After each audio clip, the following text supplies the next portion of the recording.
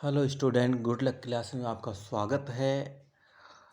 और मैं आपको बताऊंगा शून्य से संबंधित जानकारी। अपनी बेसिक मैथ चल रही थी। बेसिक मैथ में जोड़, घटाव, गुना, भाग ये मैं बता चुका हूँ। जितने भी कमज़ोर बच्चे हैं वो प्लीज़ इस वीडियो को ध्यान से और जितनी बार हो सके देखें और इसको लाइक करो, सब्सक्राइब करो एंड शेयर करो। तो मेरे साथ बने रहिए। चालू करते हैं। शून्य यानी जीरो से संबंधित जानकारी। किसी संख्या को जीरो से गुना करने पे, भाग करने पे, प्लस करने पे, माइनस करने पे, जिसमें बच्चे जो होते हैं बहुत ज़्यादा गलती करते हैं। बहुत ही आसानी तरीके से डेली वीडियो भेजी जाएगी आपको 2 या 3 मिनट की, जिससे आपके छोटे छोटे टॉपिक है वो क्लियर हो जाएंगे। तो चलते हैं शून्य से संबंधित जानकारी।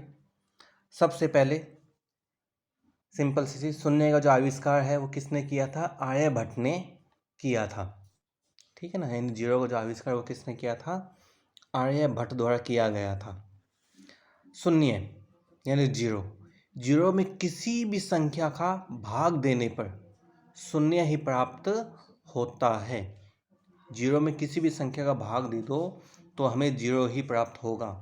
जैसे जीरो में 2 का भाग देंगे जीरो आएगा, जीरो में 5 का भाग देंगे तो भी क्या आएगा? जीरो ही आएगा।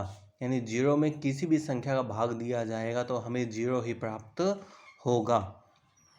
तीसरा नियम क्या है कि शून्य का किसी संख्या में भाग देने पे अनंत यानी अपरिभाषित प्राप्त होता है। यहाँ ध्यान देने वाली चीज है, यदि जीरो में किसी संख्या का भाग देंगे तो जीरो ही आएगा, लेकिन किसी संख्या में जीरो का भाग देंगे, यदि जीरो नीचे हो, जीरो क्या हो? नीचे हो, तो क्या आएगा? अनंत आएगा।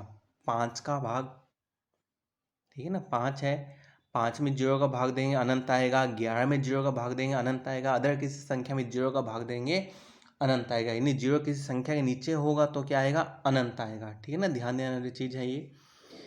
और शून्य को किसी संख्या से गुना करने पर शून्य ही प्राप्त होता है। यानी जीरो को यदि हम किसी संख्या से गुना करते हैं तो हमें क्या आएगा?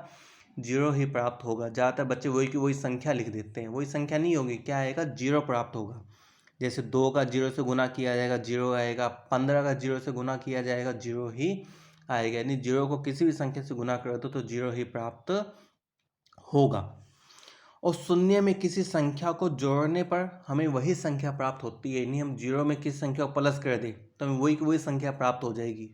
ठीक है ना। जैसे 5 में जीरो को प्लस करेंगे तो 5 ही प्राप्त होगा, 16 में जीरो को प्लस करेंगे तो 16 ही प्राप्त होगा। यानी जीरो में किसी भी संख्या प्लस करो तो हमें वही की वही संख्या आनी है।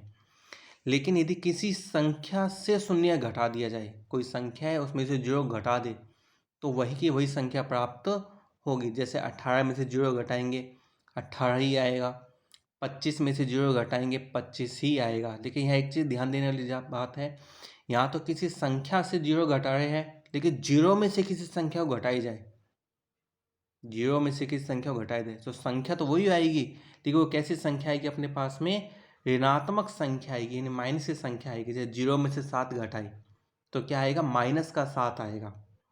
जीरो में से -17 घटाए तो माइनस का 17 ही आएगा।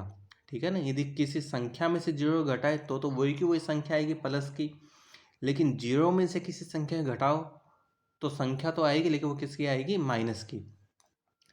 लास्ट, शून्य न तो धनात्मक न ही ऋणात्मक, यानी जीरो ना तो प्लस का होता है ना ही माइनस का, जीरो ओनली क्या होता है? जीरो। तो आज ये जीरो से संबंधित जानकारी है। मैं एक बार इसको रिपीट कर देता हूँ कि जीरो में किसी संख्या को प्लस करेंगे तो वही की वही संख्या आएगी, कोई चेंजिंग नहीं आएगी। जैसे हमने किया था 5 में जीरो को। जीरो में किसी संख्या का भाग देंगे तो भी जीरो ही आएगा, लेकिन किसी संख्या में जीरो का भाग देंगे तो क्या आएगा? अनंत आएगा। ठीक है ना।